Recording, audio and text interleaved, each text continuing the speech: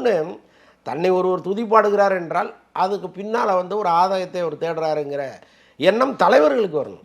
அப்போ தான் இந்த துதிப்பாடுறது ஒழியும். ஆனால் அவங்க என்ன பண்ணுறாங்க, அதை ரசிக்கிறாங்க. இந்திரனே சந்திரனேன்னு ஒருத்தர் சொல்லும்போது அவங்களுக்கு ஒரு மிதமிஞ்சிய சந்தோஷம் வருது.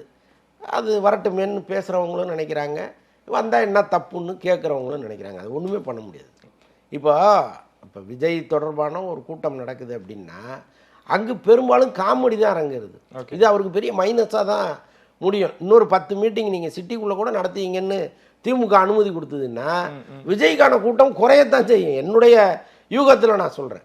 எந்த அடிப்படை இல்லைங்க, இப்போ புஷி ஆனந்த் பேசுவதாகட்டும் அல்லது மேடையில் பேசுகிற மற்றவர்களாகட்டும் எல்லாருமே பேசுகிறது என்னன்னா, ஒரு தெளிவான அரசியலை இங்கே வைக்க மாட்டேங்கிறாங்க. மக்களுக்கு என்ன தேவைன்னு பேசுங்க, எவ்வளவு அறிவுபூர்வமாக இந்த அரசியலை நாங்கள் அணுகிறோங்கிறத அவங்களுக்கு புரிய வைங்க.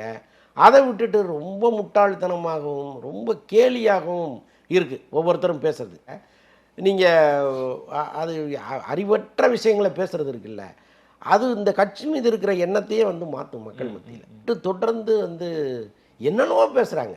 அதெல்லாம் கேட்கும்போது இது என்ன, இது அறிவாளிகள் நிறைந்த கூட்டமா அல்லது அறிவற்ற மூடர்கள் கூடாரமா இது, அறிவற்ற மூடர்கள் கூடாரமா இது அப்படிங்கிற அளவுக்கு நமக்கு தோணுது. அதெல்லாம் மாற்றிக்கணும். அவங்க அங்கே மேடையில் ஒவ்வொருத்தரும் பேசுகிறத கேட்டால் நமக்கு வந்து உள்ளபடியே விழுந்து விழுந்து சிரிக்கிற மாதிரி இருக்கு. இதை அவர் மாற்றிக்கலன்னா இவ்வளோ பெரிய ஃபோர்ஸ் வீணாக போயிடும்.